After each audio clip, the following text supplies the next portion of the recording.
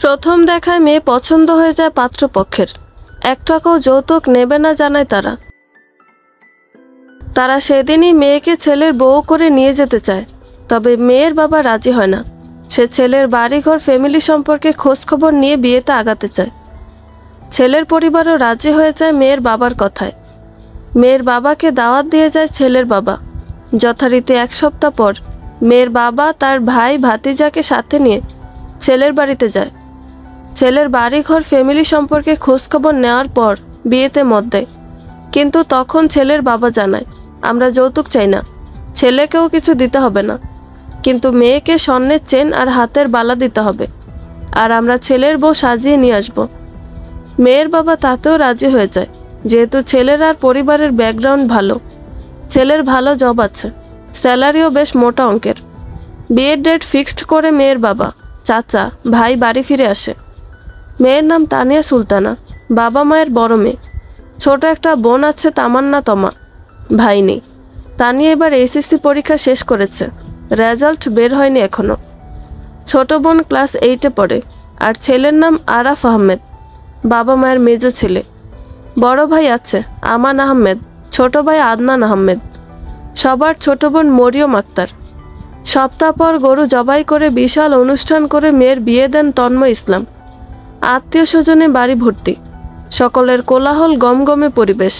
বিয়েতে ছেলের পক্ষ হতে মেয়েকে শুধু স্বর্ণের 1 জোড়া কানের দুল দেওয়া হয় 8 আনার, আর কোনো কিছু দেওয়া হয় না। ছেলে পক্ষের সবাই বধূ বেশে তানিয়াকে দেখে অনেক প্রশংসা করে। মেয়েটা আসলে অনেক সুন্দরী, যেমন গায়ের রং তেমন চেহারা। ওদের গ্রামের সবচেয়ে সুন্দরী মেয়েটা তানিয়া। বিয়ে পড়ানো শেষে পুত্রবধূ নিয়ে নিজ বাড়ির উদ্দেশ্যে বেরিয়ে যায় বরপক্ষ। বিয়ের 1 মাস পর থেকে তানিয়া বুঝতে পারে তার শাশুড়িমা উপরে যতটা ভালো সেজে আছে ততটা ভালো সে নয়।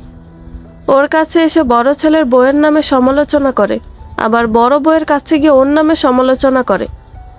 তানিয়া নিজের কানে শুনেছে শাশুড়িমাকে ওর নামে সমালোচনা করতে। শুধু তাই নয়, ওর শাশুড়িমা আশেপাশের প্রতিবেশীদের নামেও সারাদিন সমালোচনা করতে থাকে। প্রতিবেশীদের থেকে প্রতিবেশীদের জন্য ওনার বেশি টেনশন। সারাদিন কে কী করলো, কার কী হলো, সেসবের খবর তার কাছে থাকে। অন্যের ভালো সহ্য করতে পারে না, হিংসে জ্বলে পুড়ে শেষ হয়ে যায়। নতুন বউ তানিয়া নিজের পরিবার, বাড়িঘর, আপনজন ফেলে শ্বশুরবাড়িতে আসতে না আসতেই শাশুড়ি মায়ের চোখে খারাপ হয়ে গেছে। অথচ বিয়েই হয়েছে মাত্র 8-10 দিন হয়েছে। বিয়ের 2 দিন পর থেকে তানিয়া নিজের হাতে রান্নাবান্না করে, ঘরে যাবতীয় কাজ ও করে, যেন শাশুড়ি মা কিছু বলতে না পারে। ওর বড় যা কোনো কাজ করতে আগায় না। ছেলেকে নিয়ে সারাদিন নিজের রুমে বসে থাকে। খাবার সময় শুধু রুম থেকে বেরিয়ে খাবার খেয়ে আবার রুমে ঢুকে যায়। ওর ভাসুর সিঙ্গাপুর প্রবাসী, দেবর কাতার প্রবাসী। ওর হাজব্যান্ড কোম্পানির জব করে। ননদের বিয়ে হয়ে গেছে আগে। বাড়িতে 6 জন মানুষ, 6 জনের 2 বেলার রান্না তানিয়ার ঘাড়ে এসে পড়েছে। ভাসুরের ছেলেটা ছোট, 4 বছর বয়স, তার জন্য আলাদা খাবার রান্না করতে হয়। শাশুড়ি মায়ের তবুও অভিযোগের শেষ নেই। একটু বসে থাকতে দেখলেই তার শরীর জ্বলে ওঠে। সারাদিন কাজ করতে হবে, তার কথা এমন যে কাজ না থাকলেও কাজ করতেই হবে। একটু 19-20 হলেই খিটখিট করে। সামনে কিছু না বললেও আড়ালে দাঁড়িয়ে গালাগালি করে বিশ্রী ভাষায়। তানিয়া কয়েকবার শুনেছে নিজের কানে। কিছুদিন পর বুঝতে পারে তার শাশুড়ির এমন আচরণের কারণ। তানিয়ার বাবা মেয়ের বিয়ের পর কেন মেয়ের ঘর ভর্তি করে ফার্নিচার দিল না, তার ছেলেকে কেন বাইক কিনে দিল না, মেয়েকে কেন আরও স্বর্ণের জুয়েলারি দিল না। বাড়ির জায়গাটুকু বাদে আর জায়গা জমি নেই। মেয়েকে ভবিষ্যতেও কিছু দিতে পারবে না।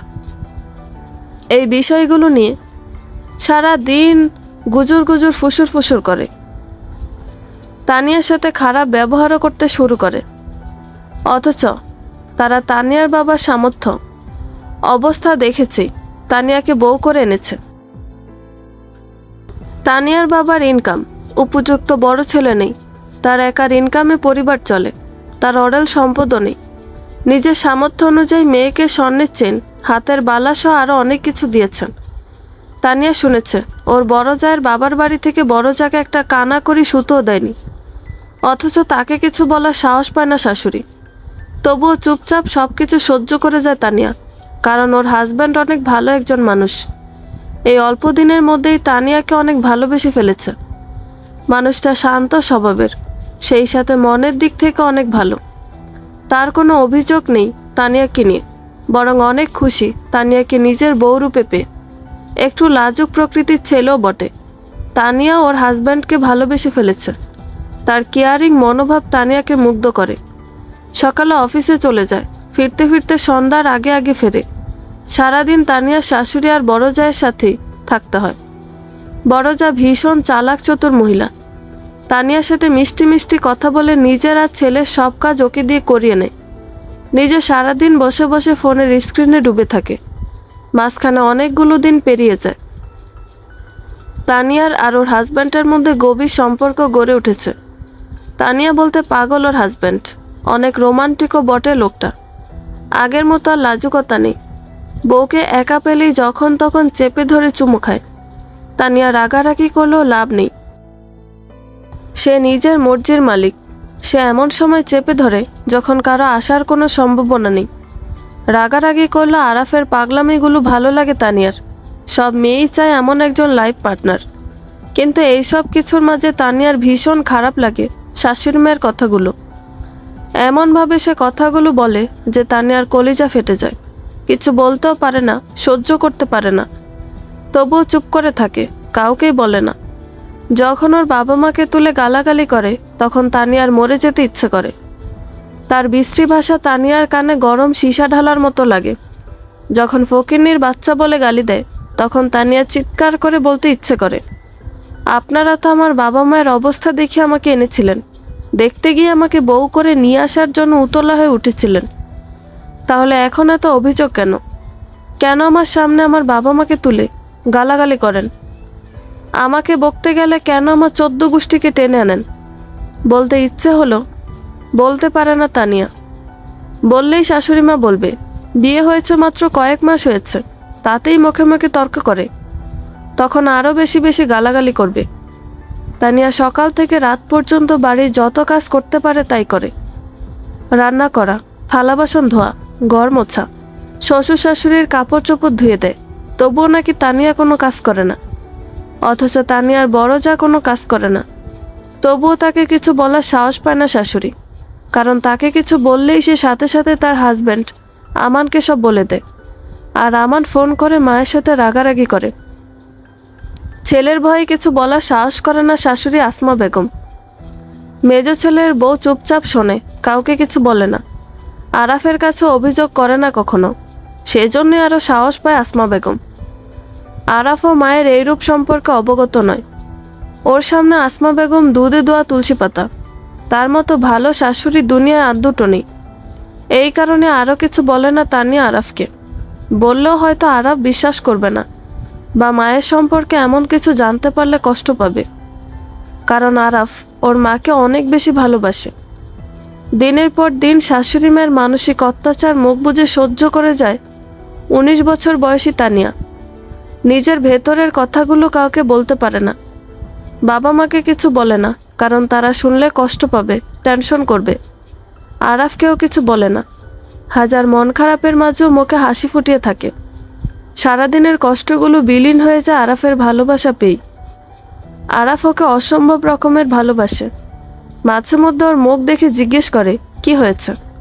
হাসি মুখে না করে তানিয়া, কিছু হয়নি। বউয়ের মিথ্যে হাসি ধরতে পারে না আরাফ। এভাবে দিন এগিয়ে যায়। দেখতে দেখতে 2020 সালে বাংলাদেশে মহামারী করোনা ভাইরাস ছড়িয়ে যায়। লকডাউন ঘোষণা করা হয়। ঘরবন্দি হয়ে পড়ে পুরো দেশবাসী। আরাফ জব পাওয়ার পর থেকে নিজের ইনকামের সব টাকা বাবার অ্যাকাউন্টে জমা করে দিত। শুধু নিজের হাত খরচের জন্য অল্প কিছু টাকা রেখে দিত নিজের কাছে। করোনার সময় আরাফ বুঝতে পারে কত বড় ভুল সে করে এসেছে এতকাল ধরে। করোনার সময় ওর হাত ফাঁকা, একটা কানাকড়িও নেই হাতে, জব নেই, স্যালারিও নেই। সব টাকা বাবার অ্যাকাউন্টে। অতি প্রয়োজনে বাবার কাছে 100 টাকা চাইলেও টাকার জন্য দাঁড়িয়ে থাকতে হয়েছে অনেকক্ষণ। বাবার রাগে দৃষ্টির শিকার হতে হয়েছে। তবুও নিশ্চুপ আরাফ। উপায় নেই, টাকাটা তার প্রয়োজন। অন্য কারো কাছে হাত পাততে সে পারবে না। বাবার অ্যাকাউন্টে তো ওর নিজের টাকাই, সেই টাকা চাইতে লজ্জা কোথায়? তাই তো চাইতো সেই টাকা। দেখতে দেখতে রমজান মাস পেরিয়ে ঈদ চলে আসে। বউকে নতুন কাপড় চোপড় কিনে দেবে ভেবেছিল। বিয়ের পর প্রথম ঈদ। তানিয়া আরাফকে অনেকবার না করে, তার কিছু লাগবে না। মায়ের লম্বা লম্বা ভাষণ শোনার পর আর কিনে দেয় না আরাফ নিজও। সেদিন মলিন চোখে তানিয়ার মায়াবী মুখের দিকে তাকিয়েছিল আরাফ। মেয়েটা বিয়ের পর আজ অব্দি নিজের মুখে কিছু চায়নি। আর একদিন বাকি আছে ঈদের। চুলদাড়ি কাটতে হবে। আরাফের হাতে টাকা নেই। মাথা নিচু করে তবুও বাবার কাছে আবার টাকা চায়। খুচরো টাকা না থাকায় 500 টাকার একটা নোট দিয়ে দেয়। চুলদাড়ি কামিয়ে যেই টাকা বেঁচেছিল সেটার ফেরত দেয় না আরাফ, নিজের কাছেই রেখে দেয়। সেটা নিয়ে আরাফের বাবা মাঝহার ইসলাম রেগে থাকেন। মুখ ফুটে ছেলের কাছে বেঁচে যাওয়া টাকা চাইতেও পারে না, কিছু বলতেও পারে না। শ্বশুরের কথা আর আচরণে তানিয়া বুঝতে পারে টাকা ফেরত না দেওয়া এমন করছে। তানিয়া আরাফকে বলে টাকা ফেরত দিয়ে দিতে, তবে আরাফ ফেরত দেয় না। পরের দিন ঈদের সালাত আদায় করতে যাওয়ার সময় আরাফ ওর বাবাকে ডাকে ঈদগাহ মাঠে যাওয়ার জন্য। তবে মাঝহার ইসলাম নিজের রুম থেকে বের হয় না, নামাজ আদায় করতেও যায় না। মাত্র কয়েকশো টাকার জন্য সে নামাজ আদায় না করে রুমে বসে ফুঁসতে থাকেন। অথচ গত 2 বছর ধরে স্যালারির সব টাকা আরাফ তার অ্যাকাউন্টে দিয়েছে। যখন যত টাকার প্রয়োজন হয়েছে তুলে তুলে খরচ করেছে। আরাফ টু শব্দ করেনি। এখনও যখন জবলেস, হাতে টাকা নেই, নিজের ইনকামের টাকা নিজে খরচ করবে তাও পারবে না। ছোট থেকে আরাফ পরিবারের সাপোর্ট ছাড়া পড়াশোনা করে গেছে। টিউশনি, পার্ট টাইম জব করে পড়াশোনার খরচ, তার পাশাপাশি বাড়িতেও কিছু টাকা দিয়েছে।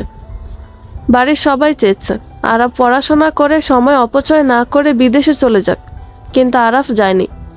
বাড়ি থেকে প্রতিনিয়ত চাপ দেওয়া হতো পড়াশোনার মতো ফালতু বিষয়টা ছেড়ে প্রবাসে পাড়ি জমাক, তাহলে বিদেশ থেকে মাসে মাসে ডলার আসবে। কিন্তু আরাফের জেদের সাথে পারেনি কেউ।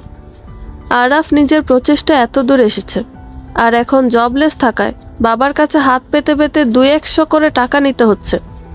তাতেও বাবার মুখের দিকে তাকানো যায় না, যেন তার ইনকামের টাকা আরাফ ছিনিয়ে নিচ্ছে।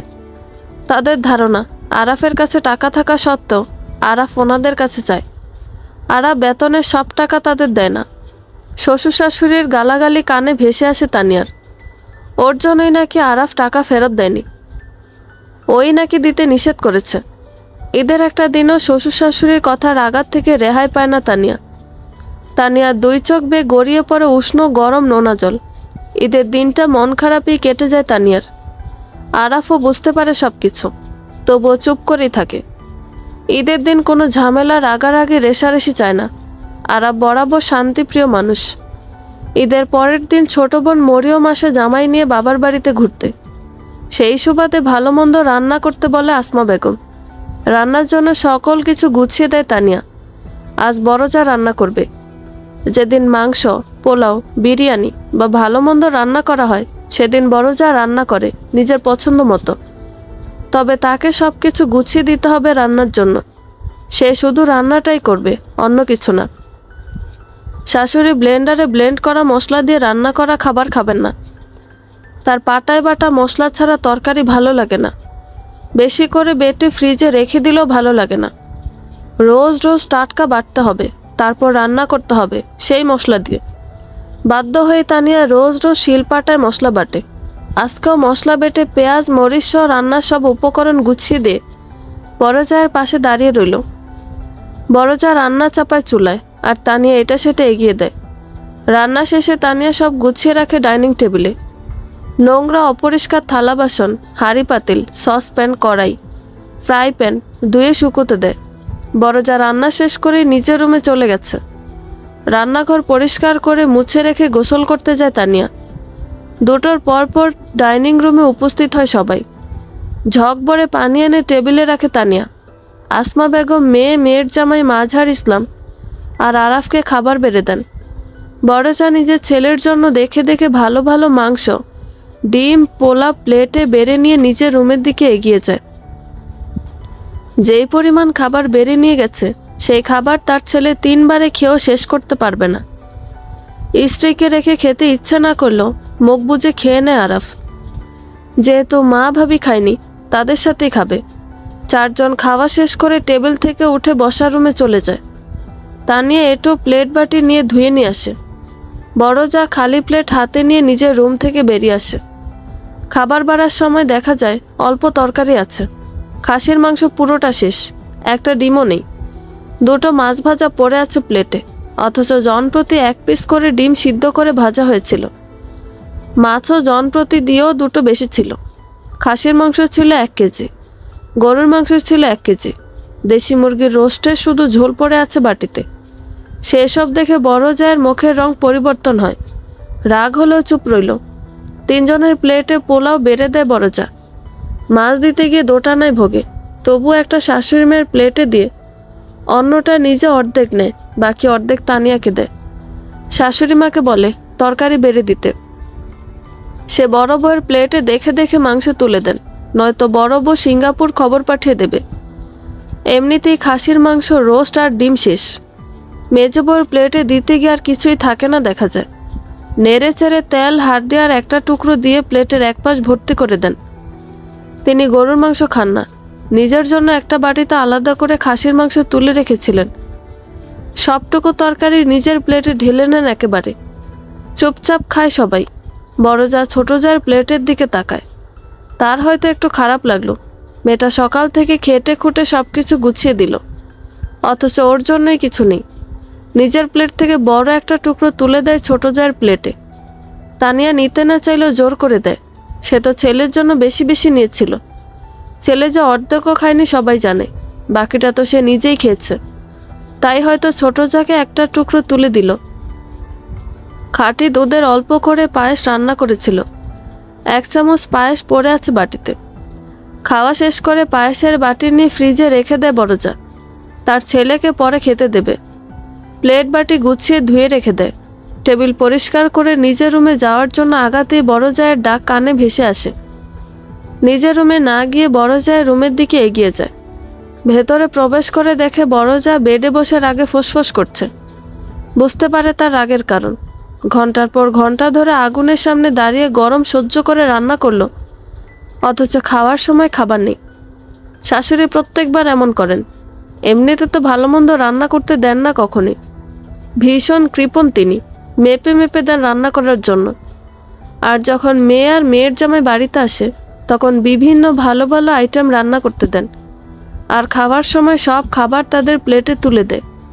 বাড়িতে যে ছেলের বউ আছে সেই চিন্তা তার নেই। পরের মেয়েকে কেন খাওয়াবে? হ্যাঁ ভাবি বলেন, তরকারি আলাদা সরিয়ে রেখেছে? না, ওই বুড়োর হাই প্রেশার, তারপরেও দুধ, ডিম, গরুর মাংস ঠেলতেই থাকে গিলার মধ্যে। গিলবে গিলবে আর বলবে ভালো লাগে না, প্রেশার বেড়ে গেছে। ওই শয়তান বুড়ি কোন আক্কেলে এক টেবিলে বসে আমাদের দুজনকে ছাড়া খাসির মাংস খেলো একা একা। ও নিজের মেয়েকে তো ঠিকই ঠেলে ঠেলে গিলিয়েছে, আর কিছু বলতে পারে না, রাগে তার শরীর কাঁপছে। নিজের মেয়ের বেলায় 16 আনা আর অন্যের মেয়ের বেলায় 4 আনাও না। একটু পর আবার রাগের চোটে অনেক কিছু বলে তানিয়ার কাছে। তানিয়া নিশ্চুপ হয়ে সব শোনে, কি আর বলবে, অভ্যাস হয়ে গেছে সবকিছু। নিজের রুমে ফিরে আসে তানিয়া। বেডে গম্ভীর হয়ে বসে আছে আরাফ। খাবার খাওয়ার সময় দেখেছে তার মা কি করেছে। আরাফ বেশি মাংস খায় না, তেল মশলা দেওয়া খাবারও বেশি খায় না, 2-3 টুকরার বেশি মাংস খায় না কখনোই। বাড়িতে 2 জন বউ আছে, সেই কথা যেন ওর মা ভুলেই গিয়েছিল। বোন জামাইয়ের সামনে কিছু বলতেও পারেনি। তার মা এমনটা কিভাবে করলো? এমনিতে সকলের সাথে বসে খুব একটা খাওয়া হয় না আরাফের। ছুটির দিনে 2-1 বেলা একসাথে খাওয়া হয়, তাছাড়া বাকি দিনগুলোতে একাই বেশি খায়। তার মা কি সবসময় এমন করে, নাকি আজকেই করলো শুধু? আরাফ তানিয়াকে জিজ্ঞেস করে অনেকবার এই ব্যাপারে। তানিয়া নিশ্চুপ থাকে, যা বোঝার আরাফ বুঝে যায়, আর কিছু জিজ্ঞেস করে না। পরের দিন বড় যা বাপের বাড়ি চলে যায়, তার বাবা এসেছিল নেওয়ার জন্য। তানিয়ার বাবা তানিয়া আর আরাফকে নেওয়ার জন্য আসতে চাইলে মাঝহার ইসলাম আর 2 দিন পর আসতে বলে, কারণ তার মেয়ে এসেছে। মেয়েকে রান্না করে খাওয়াবে কে? বড় বউ তো চলে গেছে। পরের দিন সকালে বাড়ির বাইরে ময়লা ফেলতে যায় তানিয়া। তখন কানে ভেসে আসে শাশুড়ি মায়ের গলার স্বর। শাশুড়ি প্রতিবেশীর কাছে তানিয়ার নামে সমালোচনা করছে, সেই সঙ্গে বিশ্রী ভাষায় গালিগালাজ করছে। তার কারণ হলো তানিয়া গতকাল রাতে বাড়তি ভাত ফ্রিজে তুলে না রেখে ঘুমিয়ে পড়েছিল। ভাত গরম ছিল, তাই ভেবেছিল ঠান্ডা হলে ফ্রিজে তুলে রাখবে। ক্লান্ত শরীর বেডে এলিয়ে দিতেই ঘুমিয়ে পড়েছিল তানিয়া। ভাত আর ফ্রিজে তুলে রাখা হয়নি। শাশুড়ি দেখেছে ভাত বেশি হয়েছে। ভাতের বোল থেকে বেড়ে ছোট বাটিতে করে ফ্রিজে রাখতে হবে, তাই আর রাখেনি নিজে। পানি ঢেলে রেখে দিয়েছিল। তানিয়া কেন ভাত ফ্রিজে রাখেনি সেটাই ওর দোষ। এই পান্তা ভাত এখন কে খাবে? অনেক বাজে ভাষায় গালিগালাজ করতে থাকে আসমা বেগম। জোয়ান মেয়ের এত কিসের ঘুম? একদিন না ঘুমালে মরে যাবে। সারাদিন কোনো কাজকর্ম করে না, শুধু শুয়ে বসেই তো দিন পার করে। তানিয়াকে গালিগালাজ করতে করতে ওর বাবা মাকেও গালিগালাজ করতে শুরু করে। প্রতিবেশী মহিলাও আসমা বেগমের সাথে তাল মিলাচ্ছে। সব শোনে তানিয়া, নিশ্চুপ হয়ে বাড়ির ভেতর প্রবেশ করে। আবার সকালে রুম থেকে বেরিয়ে আসতে আসমা বেগম হাজারটা কথা শুনিয়ে দিয়েছিলেন ভাতের জন্য। সেই সব মেনে নিল, এই কথাগুলো মানতে পারছে না। একজন মানুষের ভাষা তো বিশ্রী কিভাবে হয়? তানিয়ার কলিজা ফেটে যাচ্ছে এইসব শোনার পর। কেন শুয়েছিল ভাত ফ্রিজে না রেখে? একা হাতে রান্না শেষ করে তানিয়া টেবিলে খাবার সাজিয়ে দিয়ে নিজের রুমে চলে আসে। আরাফ মাত্রই ঘুম থেকে উঠে ফ্রেশ হয়ে ওয়াশরুম থেকে বেরিয়েছে। বউকে সামনে পেয়ে আদর করে রুম থেকে বেরিয়ে ডাইনিং টেবিলে আসে। বাবা, বোন আর বোনের জামাই আগে থেকে বসে আছে। খাওয়াও শুরু করেছে তারা। নিজেও চেয়ার টেনে বসে আরাফ। তিনজন খেয়ে উঠে যায়। আরাফ আস্তে আস্তে খাচ্ছে। তানিয়া আর আসমা বেগম খাবার খেতে বসে। তানিয়া পান্তা ভাতের বাটিটা সামনে নিয়ে বসে। আরাফ অবাক হয়ে তাকিয়ে থাকে কিছু সময়। গরুর মাংস, গরম ভাত, মাছ ভাজা রেখে পান্তা ভাত কেন খাচ্ছে? আসমা বেগম গরম ভাত প্লেটে বেড়ে সামনে দিয়ে গরম ভাত খেতে বলে।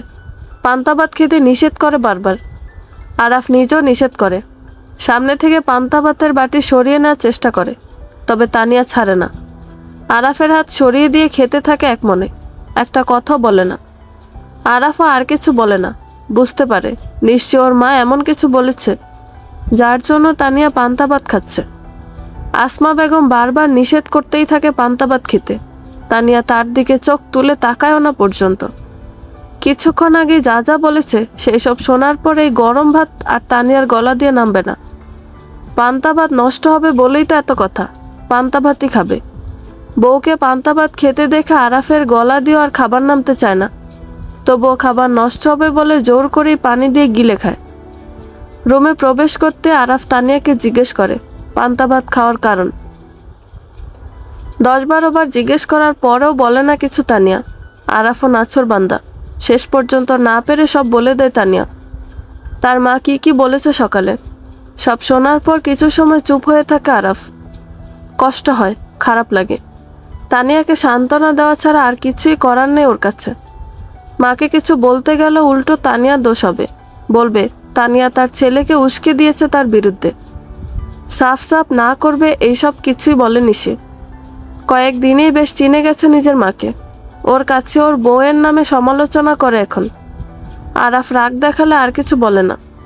ছেলে বউয়ের জন্য মায়ের সাথে কেন রাগ দেখাবে? সেখানেও তানিয়ার দোষ।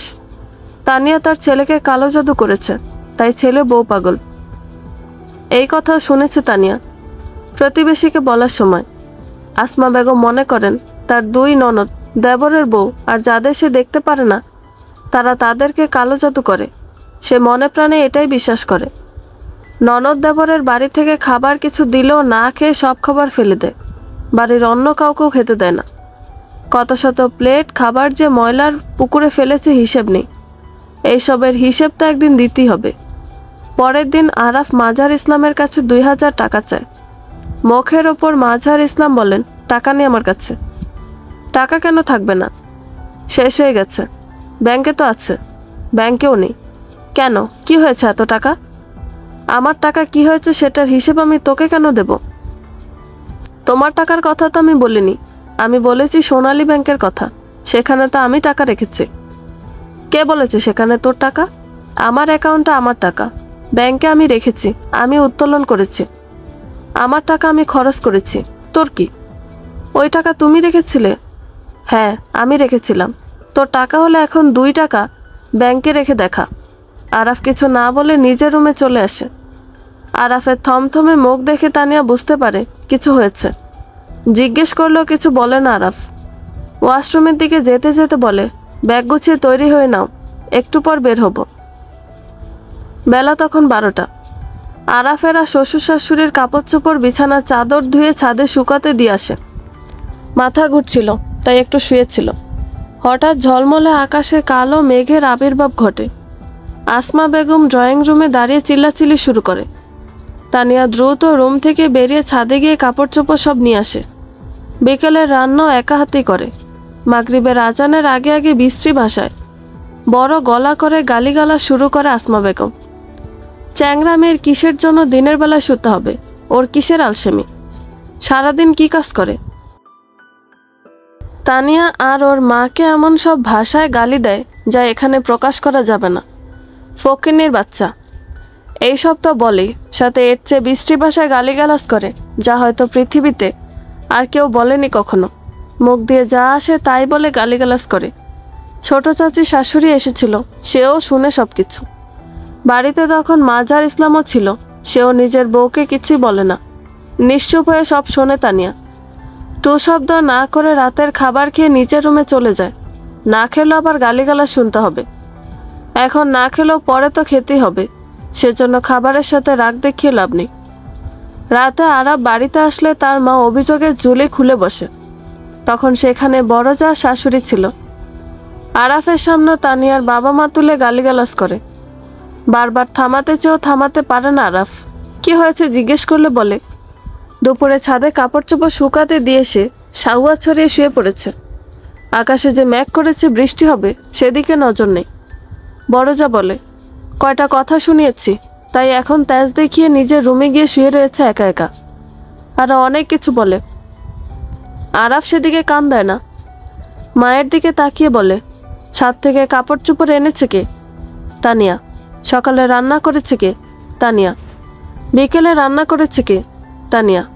গর্দ ঝাড়ু দেওয়া মোছা থালা বাসন হাঁড়ি পাতিল কে ধুয়েছে? তানিয়া। সব কিছু তানিয়াই করেছে। তাহলে তোমরা সারাদিন বাড়িতে কি করেছো? ছাদ থেকে কাপড় চোপড়গুলোই নিয়ে আসতে পারোনি।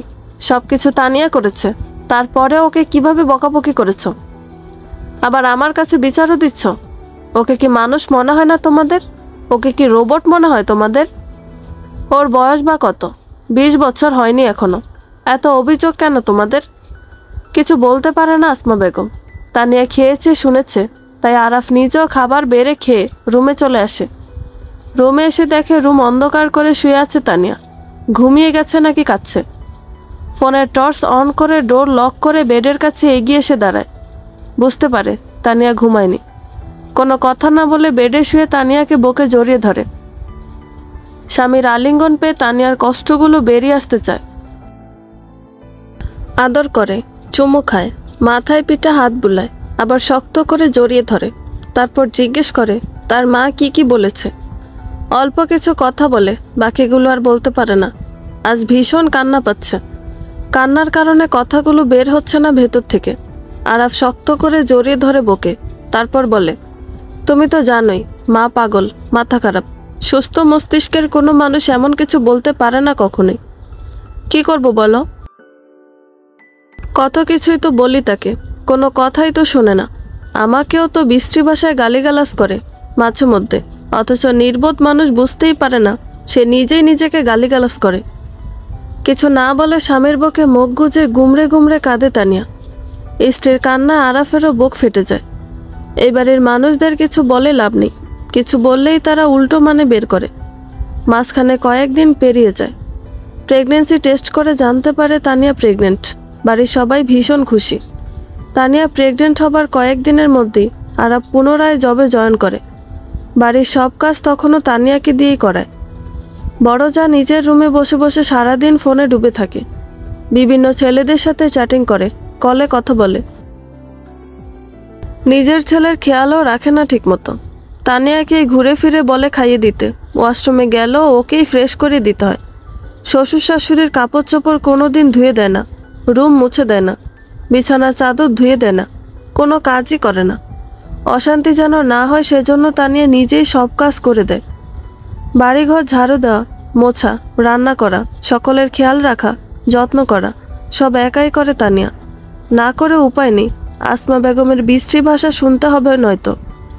তবুও কাজ করার পরেও শুনতে হয়। 1 মাস পেরিয়ে যায়। রাতে খাবার খেতে বসেছে সবাই। মাঝার ইসলাম আরাফের দিকে তাকিয়ে বলে, মাস তো পেরিয়ে গেছে, বেতন পাসনি? খেতে খেতে আরাফ বলে, পেয়েছি তো। তাহলে অ্যাকাউন্টে এখনো টাকা আসেনি কেন? সংসার খরচের 20,000 টাকা তো মার কাছে দিয়েছি। বাকি টাকা? খেতে খেতে বলে, বাকি টাকা আমার নিজের অ্যাকাউন্টে জমা রেখেছি। এখন থেকে প্রত্যেক মাসে সংসার খরচের 20,000 টাকা বাদে বাকি টাকা আমার অ্যাকাউন্টে জমা করব। রেগে আরাফের দিকে তাকিয়ে রইলেন মাঝার ইসলাম। আরাফ এক মনে খেয়ে চলেছে। ডাইনিং টেবিলে আর কোনো কথা হয় না। থমথমে মুখে খাওয়া শেষ করে সকলে। খাওয়া শেষ করে মাঝার ইসলাম নিজের রুমে চলে যায়। পেছন পেছন যায় আসমা বেগম। আরাফ গিয়ে বসে সোফায়। পাশে বসে ওর ভাতিজা। চাচা ভাতিজা মিলে খুনসুটি শুরু করে। বড় যা নিজের রুমে চলে যায়। তানিয়া ডাইনিং টেবিল গুছিয়ে পরিষ্কার করছিল। মাঝার ইসলামের উচ্চ গলার স্বর ভেসে আসে। ভীষণ রকমের ক্ষেপে গেছেন বোঝা যাচ্ছে। সোফায় বসে থাকা আরাফ শুনতে পায় বাবার উচ্চ গলার স্বর। তানিয়াও শুনতে পায়। মাঝার ইসলাম রেগে বলছেন, পোলারে খাওয়াইলাম, পড়াইলাম, বড় বানাইলাম, এখন রোজগার করতে শিখছে, বিয়া করছে, আর ধন বড় হয়ে গেছে, 20,000 টাকা দিয়ে সংসার চলে। বিশ্রী ভাষা আরও অনেক কিছু বলে। চুপচাপ সব শোনে আরাফ আর তানিয়া। তানিয়ার টেবিল পরিষ্কার করা হতে আরাফ ভাতিজাকে কোলে নিয়ে উঠে দাঁড়ায়। ভাবির রুমের সামনে গিয়ে ভাতিজাকে ছেড়ে দিয়ে রুমে প্রবেশ করতে বলে। ভাতিজা রুমে প্রবেশ করতেই আরাফ নিজের রুমে চলে যায়। তানিয়া ড্রয়িং রুমের লাইট অফ করে রুমে প্রবেশ করে দেখে আরাফ রুমে নেই। ওয়াশরুমে গিয়েছে বোধহয়। শোয়ার জন্য বেড ঠিক করে নেয়। আরাফ ওয়াশরুম থেকে বের হতেই তানিয়াও সামনে দাঁড়ায়। আব্বার অ্যাকাউন্টে টাকা দাওনি কেন? ধন বড় হয়েছে তাই। এটা কেমন কথা বলছো আবার? ভুল কোথায় বললাম? আব্বা রাগারাগি করছে তো টাকার জন্য। রাগারাগি করবে কেন? ব্যাংকে নাকি ওই বাইনচোদের বাচ্চায় টাকা রাখে, আবার ওই উত্তোলন করে। আমি নাকি ব্যাংকে 1 টাকাও রাখিনি। এই মাসে টাকা দেইনি বলে এত জ্বলনি উঠেছে কেন? ছেলে তো আরও 2 জন আছে, তারা টাকা দেয় তার অ্যাকাউন্টে। 20,000 টাকা দিয়ে সংসার খরচ চলবে না কেন? বাড়ির সকলকে আমার একা পালার দেয় নাকি? ওরা 2 জন খরচ দেবে না? এসব কি ভাষা বলছো? এসব তো কখনো বলো না তুমি। এইসব ভাষার PhD করানো হয় এই বাড়িতে। এই বাড়িতে থাকবো আর এসব শিখবো না তা তো হয় না। একটু চুপ থেকে আবার বলে, 2-2.5 মাস বেকার ছিলাম, তাতেই সকলের আসল রূপ দেখা হয়ে গেছে। গত 2টা বছর যে প্রতি মাসে 50 থেকে 55,000 টাকা অ্যাকাউন্টে জমা দিয়েছি, সেগুলো কই? আমার টাকা আমি চাইলেই দোষ। 2,000 টাকা চেয়েছিলাম, মুখের ওপর না করে দিয়েছিল বাইনচোদের বাচ্চায়। ব্যাংকে নাকি আমি 1 টাকাও রাখিনি। আরও বলেছিল পারলে এখন 2 টাকা রেখে দেখা ব্যাংকে। প্রথম মাসে স্যালারি পাওয়ার পর যখন তার অ্যাকাউন্টে টাকা জমা দিলাম, আমার এক কলিগ বলেছিল সব টাকা তার অ্যাকাউন্টে না দিতে, অর্ধেক দিতে আর বাকি অর্ধেক নিজের কাছে রাখতে। এভাবে তো সারা জীবন সিঙ্গেল থাকবো না, বিয়ে করতে হবে, বউ বাচ্চা হবে, আর অনেক কিছু বলেছিল। আমি সেসব কানে তুলিনি। পরবর্তীতে আরও কয়েকজন কলিগ একই কথা বলেছিল, সেসবও আমি কানে তুলিনি। এখন বুঝতে পারি ওদের কথা আমার শোনা উচিত ছিল তখন। যদি শুনতাম তাহলে ফকিরের মতো হাত পাততে হতো না। টাকায় যে সব কিছুর ঊর্ধ্বে তা আমার বোঝা হয়ে গেছে এই কয়েক মাসে। টাকার জন্য আপন বাবা মা রং বদলায়। 3টা মাস ব্যাংকে টাকা দিতে পারিনি, তাতে এক একজনের আসল চেহারা দেখা হয়ে গেছে। টাকা থাকলে সবাই দাম দেয়, আর টাকা না থাকলে আপন মানুষও দাম দেয় না। আমার কি ধন নাই রে? আমি ধন ছাড়া? আজকের পর থেকে সংসার খরচে টাকা বাদে আর 1 টাকাও দেব না আমি। আর বাড়ির সব কাজ একা একা করলে খবর আছে তোমার। এখন আর একা না তুমি, মনে থাকে যেন। কাজ অর্ধেক করবা আর অর্ধেক রেখে দিবা। কেউ করলে করবে, না করলে না করবে। তুমি হাত দিয়ে ধরবা না। কেউ কিছু বললে আমি দেখে নেব। কিছু বলি না দেখে সবাই মাথায় চড়ে বসেছে। এখন মাথায় থেকে আশ্রে ফেলবো সব কটাকে। আরাফকে দেখেছে, তবে আরাফের রাগ দেখেনি কেউ। নরম পেলে সবাই পেয়ে বসে। অনেক রাত হয়েছে, ঘুমাও এখন। কোনো কথা না বলে চুপচাপ বেডে গিয়ে শুয়ে পড়ে তানিয়া। রাগ উঠে আছে, কিছু বললেই ধমক দিয়ে বসবে। 3 মাস পেরিয়ে যায়। প্রেগনেন্সির 2 মাস পর থেকে তানিয়ার খাওয়া দাওয়া বন্ধ হয়ে গেছে। যা খায় তাই বমি করে ফেলে দেয়। শরীর শুকিয়ে অর্ধেক হয়ে গেছে। বাবার বাড়ি থেকে এসেছে কয়েকদিন আগে। খাওয়া দাওয়া করতে পারে না, শুধু বমি করে। তাই ওর মা এসে নিজের কাছে নিয়ে গিয়েছিল। 20 দিন থেকে এসেছে মায়ের কাছে। আসার পর থেকে বাড়ির সব কাজ আবার ওকে দিয়েই করায়। তানিয়া বাপের বাড়ি যাওয়ার পর বড় যাও বাপের বাড়ি চলে গিয়েছিল। তানিয়া আসার পর সেও এসেছে। কাজ না করলেই শুরু হয় শাশুড়ির বিশ্রী ভাষণ। আমরা তো পোয়াতি হইনি, আমাদের তো বাচ্চা কাচ্চা হয়নি। অল্প বয়সে বিয়ে হয়েছিল, আবার পেটে বাচ্চাও এসেছিল। বাচ্চা পেট নিয়ে বাড়ির সব কাজকাম একা হাতেই করেছে। ননদ দেবরদের পেলেছি, শ্বশুর শাশুড়ির যত্ন করেছে। তারপরেও শাশুড়ি কি জ্বালায় না দিয়েছে সবসময়। ঠিকমতো খেতে দিত না, একবেলা খাইলে আরেক বেলা না খেয়ে থেকেছে। আর এখনকার পেটে একটা আসলেই ছড়িয়ে শুয়ে বসে থাকে, একটা কাজে হাত দেয় না। কাজ কাম না কইরা কইরা পেটের দ্বারে বড় বানায় ফেলবো, তারপর আর নিজ দিয়ে বের হবে না। ডাক্তারের কাছে নিয়ে টাকা খরচ করে পেট কেটে বের করতে হবে। আনছিলাম এক ফকিন্নির বাচ্চা, বাপের তো মুরুদ হবে না 2 টাকা মেয়ের পেছনে খরচ করার। আরও যা যা বলে সেসব ভাষায় প্রকাশ করার মতো নয়। এইসব ভাষা যেন শুনতে না হয়, সেজন্য আরাফের নিষেধ করা সত্ত্বেও একাই সব কাজ করে তানিয়া। কিন্তু তবুও প্রায় শুনতে হয় বিশ্রী ভাষাগুলো। ওর সামনে দাঁড়িয়ে ওকে গালিগালাজ করে। বাপ মা 14 গোষ্ঠী তুলে বকাবকি করা তার স্বভাব। 19-20 হলেই শুরু হয় গালিগালাজ। মহিলা মানুষ হয়ে তার মুখে যেই সব ভাষা পুরুষ মানুষরাও বোধ হয় এইসব ভাষা বলতে লজ্জা পাবে। তানিয়াকে একাই যে এইসব ভাষায় গালিগালাজ করে তা নয়, বড় যাকেও করে, তবে তার সামনে বা সে শুনতে পাবে এরকম ভাবে না। প্রতিবেশীদের সামনে এভাবেই গালিগালাজ করে তাকেও। তানিয়া শুনেছে বলতে, কারণ বাড়ির ভেতরের ময়লা আবর্জনা ফেলার জন্য তানিয়া কি বাড়ির বাইরে বের হতে হয়, ছাদে যেতে হয়। কিছু সবজি গাছ আছে, সেগুলোতে পানি দেওয়ার জন্য যায়। তখনই কানে ভেসে আসে এইসব কথা। প্রতিবেশীগুলো তার মতোই, তারাও ছেলের বউদের নিয়ে নিন্দা সমালোচনা করতে ব্যস্ত সবসময়। আরাফ জানে না তানিয়া একাই বাড়ির সব কাজ করে। ও সকালে বেরিয়ে যায়, ফিরতে ফিরতে সন্ধ্যা। ততক্ষণে বাড়ির সব কাজ শেষ করে ফেলে তানিয়া। তাই আরাফ জানতে পারে না তার বউটা বাবু পেটে নিয়ে সব কাজ করে এখনো। মেয়েটা খেতে পারে না কিছু। মায়ের কাছে ছিল, তখন মা জোর করে মুখে তুলে তুলে এটা সেটা খাইয়েছে। এখন তার মা নেই, বাবার বাড়িও না এটা। মাছের গন্ধ সহ্য করতে পারে না একেবারেই। মাছ কাটতে রান্না করতেও জান শেষ। শ্বাস বন্ধ করে যেন মাছ কাটে রান্না করে। তারপরেও দুজনের একজনও আগায় না ওকে সাহায্য করতে। নিজের ইচ্ছে মতো কোনো কিছু রান্না করে খেতেও পারে না। সপ্তাহে একদিন যদি মাংস রান্না হয় তো ওই একদিনই তরকারি দিয়ে ভাত খেতে পারে মেয়েটা। তাছাড়া বাকি দিনগুলোতে ভর্তা ভাজি দিয়ে ভাত খেতে হয়। দুধ ডিম খেতে গেলে শাশুড়ির ভাষণ শুরু হয় আবার। আমার ছেলে মেয়ে যখন পেটে ছিল ভর্তা ভাতও খেতে পেতাম না। একবেলা, 2 দিন পর একদিন ভাত চোখে দেখতাম। হালি হালি ননদ দেবরের মধ্যে মুখে দেওয়ার আগেই শেষ হয়ে যেত সেই ভাত। আর এখনকার মাইয়াগো দুধ ডিম আরও কত কিছু খাওয়া লাগে যে হিসাব নেই। আমি যে এইরকম শ্বশুর বাড়িতে পড়েছিলাম ওই রকম বাড়িতে পড়লে বুঝতো। আমারে যেমনে জ্বালাইছে শয়তান নটি বাটুল্লা বুড়ি, যে জ্বালার ভাত খেয়ে এসেছি আমি। এখনকার নাংকুরানি গো অমনে জ্বালাইলে 2 দিনও জামাই বাড়ির ভাত খেতে পারবে না। কিছু কই না তাতেই যেমন। অন্য মানুষটা ছেলের বউদের যেভাবে জ্বালায় সেভাবে জ্বালাইলে কি করতো আল্লাহ জানে।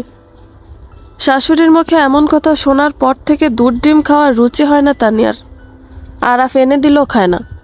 তানিয়ার মাঝে মধ্যে ভীষণ হাসি পায় শাশুড়ি মায়ের কথা শুনে। সে নাকি জ্বালায় না, মানুষের থেকেও বেশি জ্বালায় নাকি ছেলের বউকে। তানিয়া দেখেনি নিজের চোখে, নিজের শাশুড়িকে দেখেছে শুধু এমন করতে। কাজ করতে হবে বলে শাশুড়ি সবসময় বলে, আমি এত বছর সংসারে অনেক কাজ করেছি, কাজ করতে করতে শরীর ক্ষয় হয়ে গেছে, বয়স হয়েছে, এখন আর কোনো কাজ করতে পারবো না। কয়টা কয়টা খাবো আর চুপচাপ বসে থাকবো। অথচ কয়েক ঘন্টা পর আবার বলে, আমার কি বয়স হয়েছে? হাত পা শরীরের চামড়া কেমন কুঁচকে যাচ্ছে। কি হয়েছে কে জানে। খাওয়া দাওয়া ঠিকমতো হয় না। দুধ ডিম ফলমূল কম খাওয়ার কারণে এমন হয়েছে। দুধ ডিম বেশি বেশি খেতে হবে। অমুকরা তমুকরা আমার থেকে বয়স্ক, তারপরে ওদের চামড়া কি সুন্দর টান টান। কাজ করার সময় বুড়ো হয়ে যায়, আর এমনিতে সে যুবতী মেয়ে হতে চায়। তার নাকি বয়স হয়নি, অথচ তার বড় ছেলের বয়স ৩৫ বছর, মেজ ছেলের ২৮ আর ছোট ছেলের ২৩, মেয়ের ২১। তারপরেও সে যুবতী থাকতে চায়।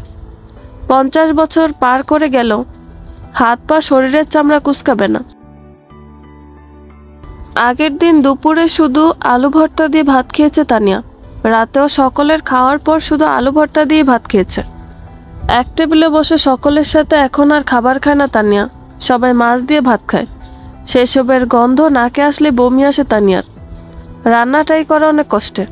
খাওয়ার সময় গন্ধ নাকে আসলে আর খাওয়া হয় না। পেটের ভেতরে যা থাকে সেসবও বেরিয়ে আসে গলা দিয়ে। তাই সকলের খাওয়া শেষে খায়। সকালে আলু ভর্তা দিয়ে ভাত খায় তানিয়া। আলু ভর্তা আর মাছ ভাজা করেছিল শুধু।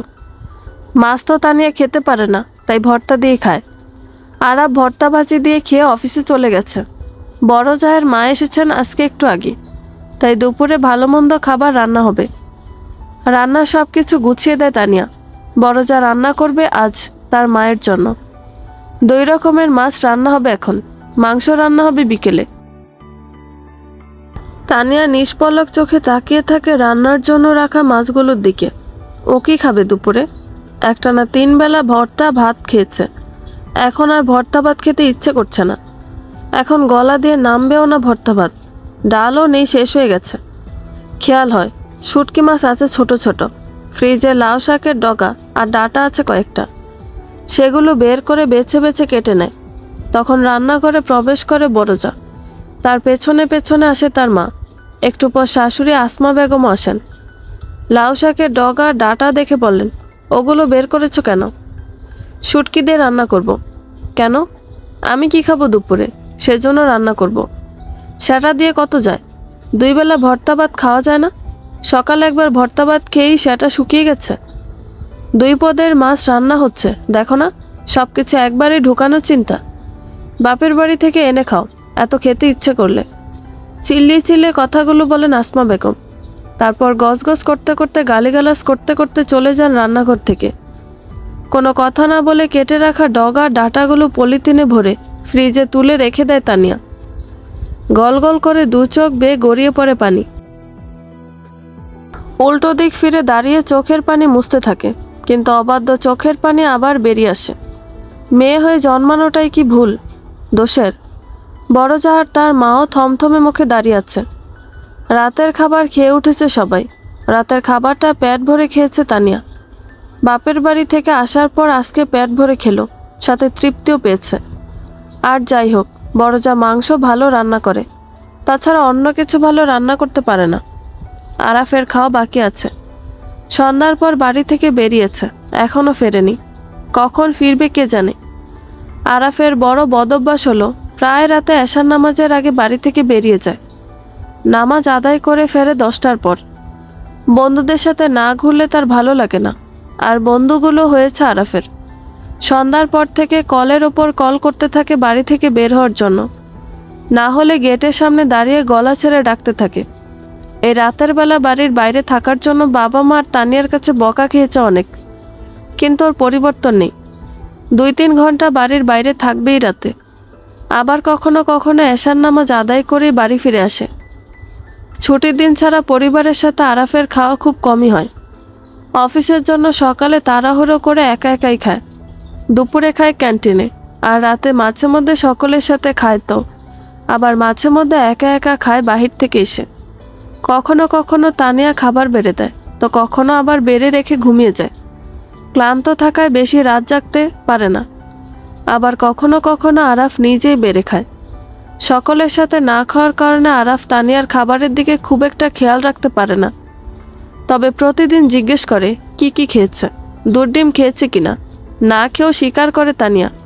কি করবে বুঝতে পারে না। যদি বলে খায়নি, তাহলে আরাফ ওর মায়ের সাথে রাগারাগি করবে। আর ওর মা সেই সবে ঝাল ওঠাবে তানিয়ার উপরে। তার বৃষ্টি ভাষা তানিয়া শুনতে চায় না, তাই সব সহ্য করে নেয়। সুখ একদিন আসবে এই ভেবেই সবর করে তানিয়া। মুখে মুখে তর্ক করার অভ্যাস নেই তানিয়ার। পরিবারের সাথে আরাফের রেষারেষি হোক চায় না তানিয়া। এমনিতেই কয়েক মাস ধরে পরিবারের সাথে ভালো সম্পর্ক নাই আরাফের। আরাফের মা আরাফের অগোচরে সারাদিন বকাবকি করে আরাফকে। আরাফের সামনে তানিয়াকেও বকাবকি করে না। আরাফ বাড়িতে থাকলে খুব বেশি কাজও করতে দেয় না, যা করে সব আরাফের অগোচরে। বোকা তানিয়া ঝগড়াঝাটি ঝামেলা হবে বলে কিছু বলেও না আরাফকে। ছেলের সামনে আসমা বেগম ভালো মা, ভালো শাশুড়ি সেজে থাকে। সে জানে আরাফ তাকে অনেক ভালোবাসে। 3 ছেলের মধ্যে আরাফ তাকে বেশি ভালোবাসে, আর এই কারণেই বেশি কিছু বলে না আরাফ। ছোটবেলা থেকে মায়ের প্রতি ওর ভীষণ টান। আরাফের মন ভালো, মানুষকে মাফ করে দেয় দ্রুত। সেখানে তার বাবা মা তাদের ওপর কতদিন বা রেগে থাকবে। আগে রেষারেষি কবেই ভুলে গেছে আরাফ। মাঝে মধ্যে কানে ভেসে আসে একটু একটু কথা, তবে সেসব কানে নেয় না। মাঝার ইসলামের অ্যাকাউন্টে টাকা না দেওয়ার কারণে এখনও মাঝে মধ্যে রাগারাগি করেন। আগে বেশি টাকা পেত হাতে, মেজ ছেলে অ্যাকাউন্টে টাকা জমা দিলে উঠিয়ে নিয়ে আসতো। বেহিসেবে সেই টাকা খরচ করত, তবে সংসারে খরচ করত না। মাঝার ইসলাম বাহিরে টাকা উড়াতেন। পকেট ভরে টাকা নিয়ে বের হতেন বাড়ি থেকে। চায়ের দোকান, হোটেল, বিভিন্ন জায়গায় বন্ধুবান্ধবদের পেছনে খরচ করতেন। সমাজের চোখে ধনী উদার মনের শাস্তেন ছেলে রক্ত জল করে ইনকাম করা টাকা খরচ করে। সপ্তাহে পান সুপারি জর্দার পেছনে অনেক টাকা খরচ করেন। স্বামী স্ত্রী দুজনেই পান খান। ছেলের বউরা দোকানে সদাই খেলে টাকা বাড়তি খরচ হয়, আর তারা হাজার হাজার টাকার পান সুপারি জর্দা খেলে বাড়তি খরচ হয় না। অন্যের পেছনে টাকা উড়ালে বাড়তি খরচ হয় না। মাসে 20 থেকে 25,000 টাকা অন্যের পেছনে খরচ করতেন মাঝার ইসলাম। এখন আর তা করতে পারেন না। এখন সবাই হিসেব করে টাকা দেয়। বড় 2 ছেলে দেয় 20,000 করে, আর ছোট ছেলে দেয় 10,000, কারণ ছোট ছেলের বউ নেই। আর ওই 2 ছেলে আগে থেকে সংসারের খরচ বাদে বাকি টাকা নিজেদের কাছেই রেখে দেয়। তারা হয়তো আগেই বুঝতে পেরেছিল বাপের কাছে টাকা দিলে সেগুলো আর পরে থাকবে না, বাড়ি ফিরে কামলা দিয়ে খেতে হবে। দেরি করে হলো আরাফও বুঝতে পেরেছে এটা। স্যালারির সব টাকা বাবার অ্যাকাউন্টে দিত বিশ্বাস করে। বাবা মাকে বিশ্বাস না করলে সন্তান এই পৃথিবীতে কাকে বিশ্বাস করবে? সন্তানের সবচেয়ে ভরসা স্থানই তো বাবা মা। কিন্তু সেই বাবা মা বিশ্বাস ভঙ্গ করে দিয়েছে, টাকা তুলে খরচ করে ফেলেছে। আরাফ তবুও কিছু বলতো না। কিন্তু মাঝার ইসলাম যখন বলেছেন, ওই টাকা আমার টাকা, আমি খরচ করেছি, পারলে এখন 2 টাকা রেখে দেখা, এই কথাগুলোই সবচেয়ে বেশি খারাপ লেগেছে আরাফের। জেদ জেগেছিল তখন, সেই জেদে আর টাকা দেয়নি বাবার অ্যাকাউন্টে। রাতে 10টার পর বাড়ি ফিরে আসে আরাফ। মাঝার ইসলাম টিভি দেখছেন। আরাফ ফিরে আসতেই কিছু সময় বকাবকি করেন এত রাত অবধি বাইরে থাকার জন্য। সকালে উঠেই তো অফিসে দৌড়াতে হবে, বিশ্রাম না নিয়ে বাইরে ঘুরে বেড়ানোর কি দরকার? আরাফ চুপচাপ শোনে বাবার বকা। মাঝার ইসলাম টিভি অফ করে নিজের রুমে চলে যান। আরাফ ডাইনিং টেবিলের কাছে এগিয়ে যায়। তরকারি জমে গেছে। তরকারির বাটি নিয়ে রান্নাঘরে যায়। তরকারি গরম করে ভাতের ওপর নিয়ে প্লেট হাতে নিজের রুমে চলে আসে। আবার গিয়ে লাইট অফ করে দিয়ে আসে। ডোর লক করে বেডের কাছে এগিয়ে যায়। তানিয়া বিভোর হয়ে ঘুমিয়ে গেছে। তানিয়ার মুখটা দেখলে আরাফের ভীষণ মায়া হয়। মশারির কোনা খুলে মশারি সরিয়ে দেয় তানিয়ার ওপর থেকে। ঝুঁকে গিয়ে চুমু খায়। ঘুম হালকা হয়ে আসে তানিয়ার। ঘুম জড়ানো চোখে তাকায়, তবে ঘুমের কারণে চোখের পাতা খুলে রাখতে পারছে না। অস্পষ্ট স্বরে কিছু বলে, কিন্তু আরাফ বুঝতে পারে না। মাঝে মধ্যে বাহির থেকে এসে যখন ঘুমন্ত তানিয়াকে চেপে ধরে চুমু খায়, তখন তানিয়া ঘুমের ঘোরে অস্পষ্ট স্বরে কিছু বলে, কিন্তু আরাফ একবারও বুঝতে পারে না তানিয়া কি বলে। ঘুম ছুটে যাওয়ার পর তানিয়ার যখন স্মরণ হয় অস্পষ্ট স্বরে আরাফকে কি বলেছিল, তখন নিজে নিজে হাসে। এটা তানিয়ার ছোটবেলার অভ্যাস। ঘুমের মধ্যে ওকে কেউ ডিস্টার্ব করলে এভাবেই অস্পষ্ট স্বরে কিছু বলে সবসময়। আরাফ ওয়াশরুম থেকে ফ্রেশ হয়ে এসে প্লেট নিয়ে বসে বেডের ওপর।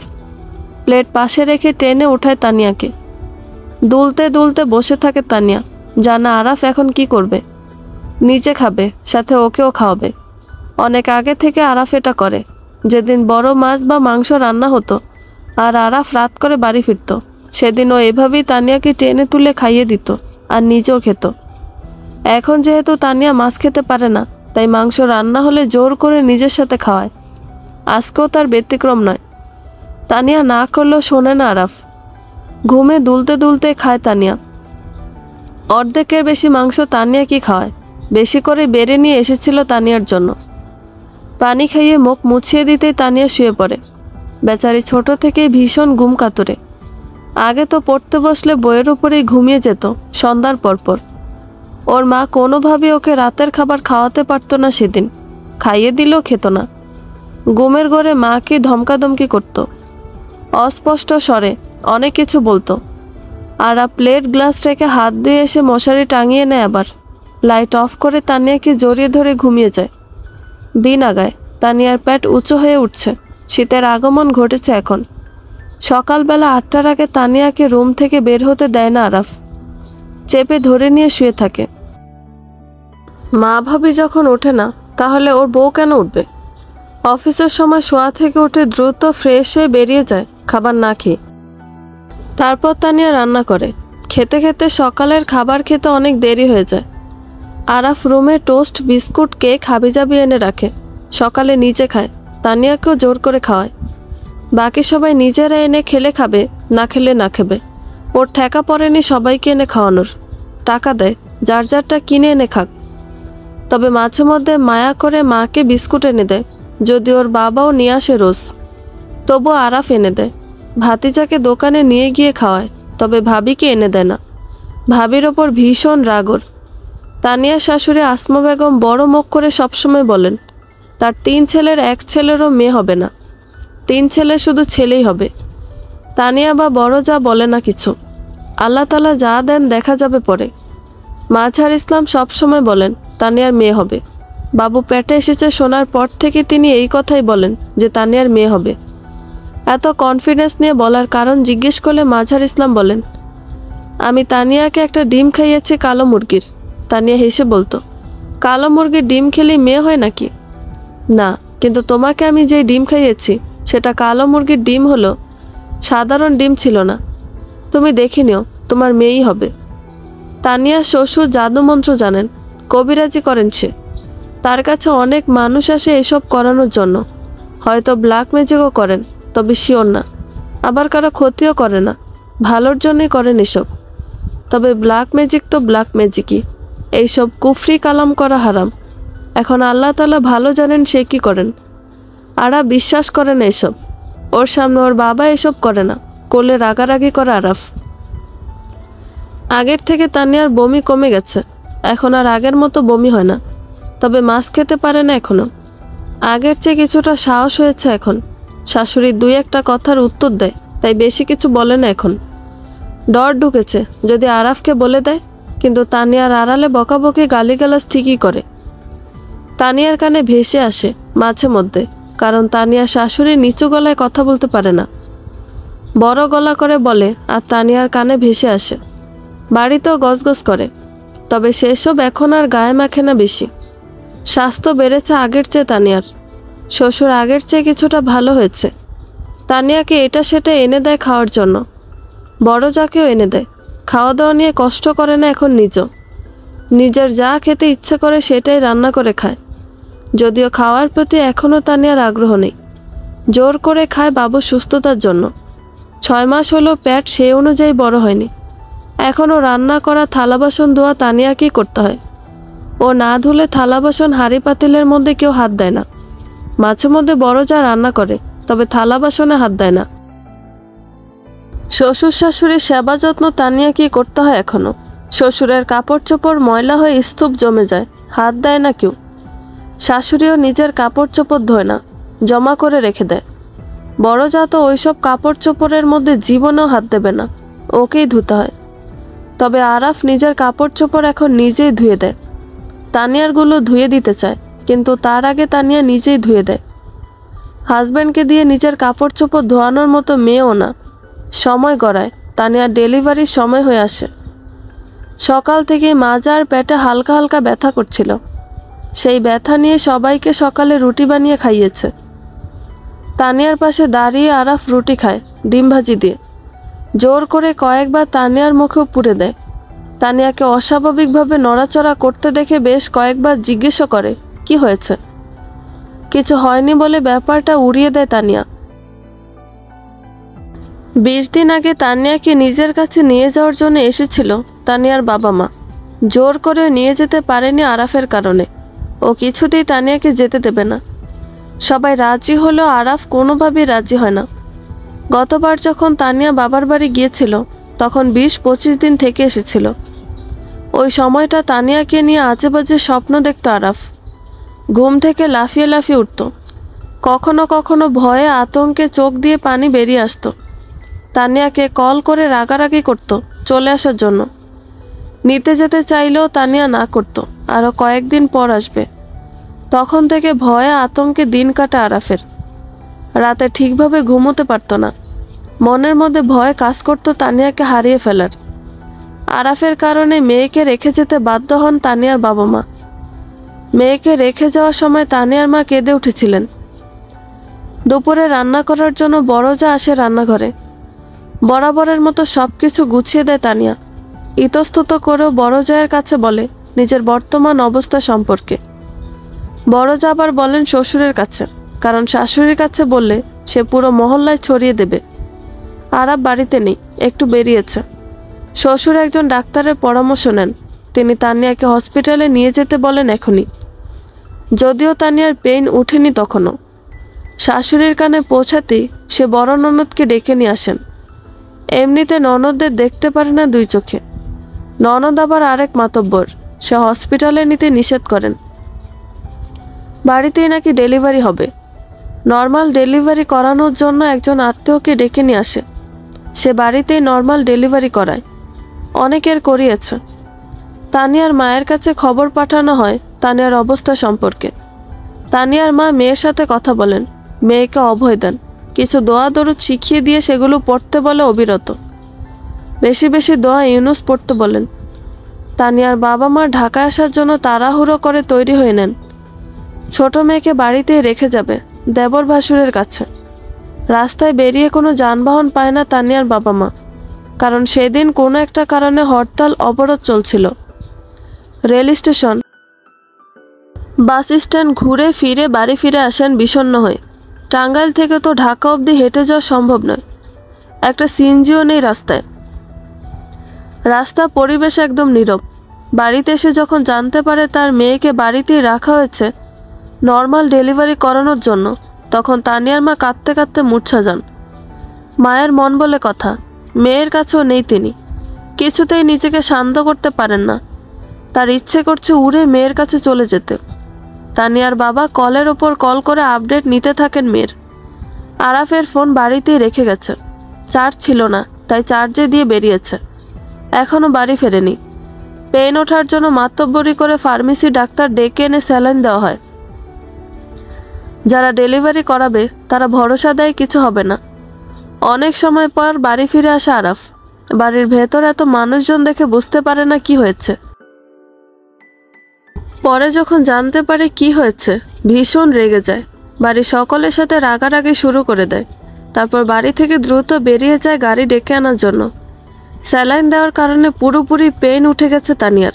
তীব্র ব্যথা দাঁত চেপে সহ্য করে যাচ্ছে। পেইন উঠেছে অনেক সময় হয়ে গেছে।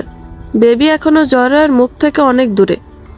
একজন বৃদ্ধ মহিলা দ্রুত তানিয়াকে হসপিটালে নিয়ে যেতে বলে। এভাবে থাকলে মা আর বাচ্চা দুজনে যে কোনো কিছু হয়ে যেতে পারে। গাড়ি ডেকে এনে তানিয়াকে হসপিটালে নিয়ে যায়। আরাফের রাগে শরীর জ্বলছে। ওর পারমিশন ছাড়া ওর বউকে কেন স্যালাইন দেওয়া হয়েছে? কেন বাড়িতে ডেলিভারি করানোর চেষ্টা করা হয়েছে? বাড়ি থেকে বের হওয়ার সময় সুস্থ সবল বউ রেখে গেল। আর এখন ওর প্রাণপ্রিয় বউয়ের কি অবস্থা করেছে? বউ বাচ্চার কিছু হলে একটাকেও ছাড়বে না। হসপিটালে নেওয়ার পর চেক আপ করে ডক্টর জানান নর্মাল ডেলিভারি পসিবল নয়, সার্জারি করতে হবে। তানিয়াকে অপারেশনের জন্য তৈরি করা হয়। তারপর ওটিতে নিয়ে যাওয়া হয়। অ্যানেস্থেসিয়া দেওয়ার সাথে সাথেই তানিয়ার পেন গায়েব হয়ে যায়। কয়েক মিনিটের মধ্যে বেবিও দুনিয়ায় চলে আসে। বেবিকে পরিষ্কার করে ওজন করা হয়। তারপর নরম কাপড়ে আচ্ছাদিত করে বেবির গাল তানিয়ার গালের সাথে ছুঁয়ে দেওয়া হয়। নার্স জানায় মেয়ে হয়েছে। দুধের মতো ধবধবে সাদা গায়ের রং বেবির। ওটি থেকে বের করার পর প্রথমে আরাফ কোলে নেয় মেয়েকে। তানিয়ার কথা জিজ্ঞেস করে কেমন আছে। সব মিলিয়ে প্রায় ঘন্টাখানিক পর ওটি থেকে বের করে তানিয়াকে। কেবিনে তানিয়াকে শুইয়ে দিয়ে নার্সরা দুজন চলে যায় আর একজন বসে থাকে। তানিয়ার বেডে কাউকে বসতেও নিষেধ করে। আরাফ তানিয়া শিওরে এসে দাঁড়ায়। ডবল কম্বলের নিচে শুয়ে থাকার পরেও থরথর করে কাঁপছে তানিয়া। কেমন আছে এখন? বেশি খারাপ লাগছে? না, শীত করছে শুধু। আব্বা আমার কাছে ফোন করেছিলে? হ্যাঁ, বাবুকেও দেখেছে। সকাল হলেই রওনা দেবেন আব্বা আম্মা। আরাফ ব্যাগ থেকে বেবির জন্য কিনে আনা টাওয়েল বের করে তানিয়ার মাথা ঘাড় সহ ভালোভাবে পেঁচিয়ে ধরে বসে রইল ওর পাশে। এখন যেন একটু শীত কম লাগছে। বেবিকে ওর কাছে নিয়ে আসা হয়। মেয়ের মুখের দিকে তাকায় তানিয়া। মেয়ের মুখ দেখে সব কষ্ট যন্ত্রণা ভুলে যায়। বাম হাতটা বাড়িয়ে মেয়েকে একটু ছুঁয়ে দেয়। মেয়ের নাম রাখা হয়েছে আয়েশা সিদ্দিকা। উপস্থিত সকলের মুখে হাসি দেখা গেল। সবাই ভীষণ খুশি হয়েছে। রাত পেরিয়ে সকাল হয়। 9টার আগেই টাঙ্গাইল থেকে ঢাকায় পৌঁছায় তানিয়ার বাবা মা। তারা হসপিটালে পৌঁছে জানতে পারেন বাবু সর্দি নিয়ে জন্ম নিয়েছে। শারীরিকভাবে একটু অসুস্থ। অতিরিক্ত ভারী কাজ করার কারণে বাবু পেটের ভেতরে চাপে পড়েছিল। তারপর সব সময় ঠান্ডা পানি ধরার কারণে বাবুর ঠান্ডা লেগে গেছে। রাতে বাবুর সমস্যা বোঝা না গেলেও শেষ রাতের পর থেকে বোঝা যাচ্ছে শ্বাস নিতে একটু একটু কষ্ট হচ্ছে। ডক্টর বাবু চেক আপ করে আইসিইউতে রাখার নির্দেশ দেন। বাবুকে আইসিইউতে ভর্তি করানো হয় কিছু সময়ের মধ্যে। তানিয়ার কাছেও শাশুড়ি আর তানিয়ার মা থেকে যান। বাকি আত্মীয় স্বজন তানিয়া আর বাবুকে দেখে বাড়ি ফিরে যায়। আরাফ অফিস থেকে ছুটি নেয় কয়েকদিনের জন্য।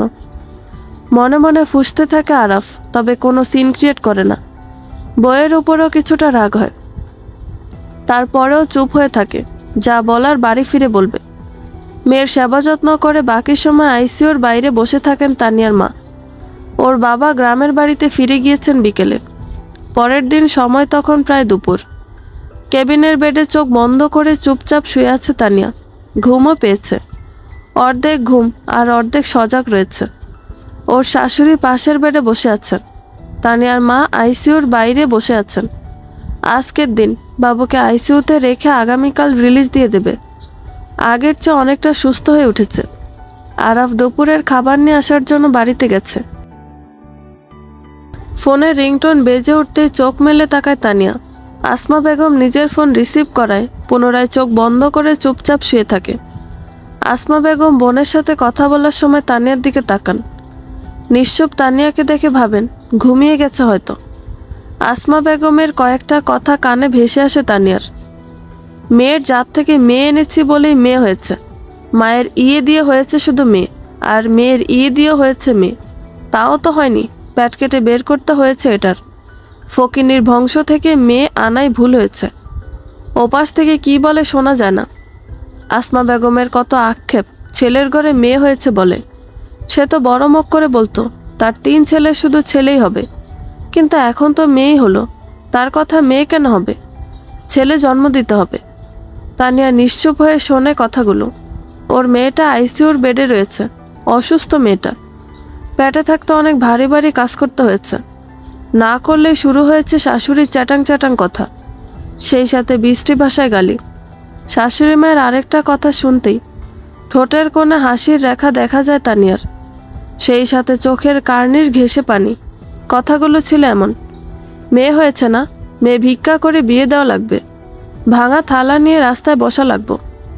এই কথাগুলো বলার কারণ হচ্ছে তার মেজ ছেলে আরাফ। আরাফের জটিল সময়ে তার ফুফুকে টাকা ধার দিয়েছে। তাই কেন দিল টাকা? ফুফু হয়তো কি হয়েছে, টাকা দিতে হবে কেন? ননদদের 2 চোখে দেখতে পারে না। টাকা দিয়েছে তাই মেয়েকে ভিক্ষা করে বিয়ে দিতে হবে, অথচ মেয়ের জন্মই হয়েছে মাত্র 2 দিন আগে। মা হয়েও ছেলেকে এমন কথা কিভাবে বলতে পারলো? ছেলের কাছে টাকা আছে বলেই তো দিতে পেরেছে, না থাকলে তো দিত না। সকালে যখন আরাফ হসপিটালে, তখন ও ছোট ফুফুর কল আসে। তার ইমার্জেন্সি অল্প কিছু টাকার প্রয়োজন।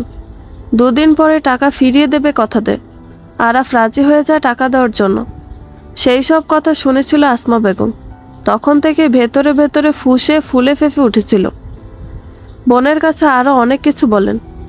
বড় ছেলের বউয়ের ছেলে হয়েছে, কারণ বড় ছেলের বউয়ের মায়ের প্রথম সন্তান ছেলে। আবার আসমা বেগমেরও ছেলে, তাই বউয়ের পেট থেকে ছেলে হয়েছে। কিন্তু তানিয়ার মায়ের প্রথম সন্তান মেয়ে, তাই তানিয়ার মেয়ে হয়েছে। মায়ের খাইজত পেয়েছে তানিয়া। তানিয়াকে বউ করে আনা বিরাট ভুল হয়েছে। আরাফের কাছে অনেক ধনী ধনী পরিবার মেয়ে বিয়ে দেওয়ার জন্য ইচ্ছে পোষণ করেছিল, কিন্তু সেই সব মেয়েকে আরাফ পছন্দ করেনি। প্রথম দেখায় তানিয়াকে পছন্দ করেছিল, তাই তো বাধ্য হয়ে তানিয়াকে বউ করে নিয়ে আসতে হয়েছে। অন্য বাড়ির বউয়ের বাচ্চা হওয়ার পর সকল খরচ মেয়ের বাবা বহন করে, আর তার বাড়ির বউদের খরচ তাদেরকেই বহন করতে হচ্ছে। আরও অনেক কিছু বলে, সব শোনে তানিয়া চুপ করে, তবে ভেতরে ভেতরেও নিজেও ফুঁসে উঠেছে। অনেক চুপ করে থেকেছে, সহ্য করেছে অনেক, আর না, এই মহিলা কোনো দিন কোনো কিছুতেই পরিবর্তন হবে না। নিজের বড় ছেলেকে অভিশাপ দিতে বাদ রাখে না। বড় ছেলে আর ছেলের বউকে দিনে 70 বার করে অভিশাপ দেয়। সেখানে এখন আরাফের নামও যোগ হলো বোধহয়। পরের দিন রিলিজ নিয়ে তানিয়া আর বাবুকে নিয়ে বাড়িতে ফিরে আসে সবাই সকাল সকালই। বেলা তখন প্রায় বিকেল। তানিয়ার মা বাবুর কাঁথা কাপড় ছাদ থেকে নিয়ে আসার জন্য ছাদে গেলেন। ড্রয়িং রুমে সোফায় বসে আছে আরাফ, ওর পাশে এসে বসে ওর মা। ঘুরিয়ে পেঁচিয়ে কিছুক্ষণ কথা বলে, তারপর সরাসরি সে হসপিটালের কথাগুলোই বলে। মেয়ের জাত থেকে মেয়ে এনেছে বলে মেয়ে হয়েছে, এই সে আরও কিছু বলতে যাবে, চেঁচিয়ে ওঠে আরাফ, অনেক শুনেছি তোমাদের কথা, এবার থামো। মেয়ে আমার হয়েছে, তোমার না, তাই তোমাকে চিন্তাও করতে হবে না। আল্লাহর কাছে মেয়ে চেয়েছি, তাই আল্লাহ তাআলা খুশি হয়ে মেয়ে দিয়েছে। মেয়েকে লালন পালন করা, বিয়ে দেওয়ার মতো সামর্থ্য আল্লাহ তাআলা আমাকে দিয়েছে। আর কথায় কথায় আমার বউয়ের দোষ ধরা তোমার স্বভাব হয়ে গেছে, তাই না? বাড়িতে তো আরেকটা বউ আছে, তাকে কিছু বলতে পারো না কেন? তারা মুখের ওপর জবাব দিয়ে দেয়, তাই মনে কষ্ট পাবে, দুঃখ পাবে বলে কিছু বলি না আমি। চাইনি বাবা মায়ের বদ দোয়া লাগুক কখনো। অন্যায় দেখেও চুপ থেকেছি, সেটাই আমার দোষ। আমার উচিত ছিল বড় ভাইয়ের মতো তোমাদের সাথে ব্যবহার করা। বাড়িতে দুজন মানুষ থাকতো, আমার প্রেগনেন্ট বউকে দিয়ে সব কাজ করিয়েছ, তাই না? তোমাদের জন্য আজকে আমার মেয়েটা অসুস্থ। বেশি বাড়াবাড়ি করবে তো বউ বাচ্চা নিয়ে এই বাড়ি ছেড়ে চলে যেতে দুবার ভাববো না আমি। বন্ধুরা, গল্পটি ভালো লেগে থাকলে একটা লাইক করে দিবেন, এবং গল্প সম্পর্কে কোনো মতামত জানানোর থাকলে কমেন্ট করতে পারেন। গল্পের বাকি অংশ শোনার জন্য চ্যানেলটি সাবস্ক্রাইব করে পাশেই থাকবেন। ধন্যবাদ সবাইকে, ভালো থাকবেন।